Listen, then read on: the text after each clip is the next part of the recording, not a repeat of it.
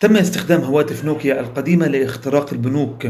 كان يتم بيع إصدارات مقرصنة من هواتف نوكيا 1100 بأكثر من 32 ألف دولار في بوخوم بألمانيا في عام 2009. وكانت هذه الأجهزة التي كان سعرها الأصلي 129 دولار تقريبا قد يتم التلاعب بها حتى تتمكن من التحايل على أمن الحسابات المصرفية عبر الإنترنت.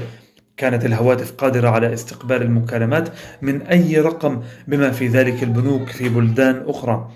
كانت أجهزة 1100 أو 1100 المخترقة أو المخترقة تستخدم تفاصيل مصرفية ورقم هاتف لاختراق حساب شخص ما وسحب النقود. وتم شراء هواتف 1100 من قبل عصابات في روسيا والمغرب ورومانيا.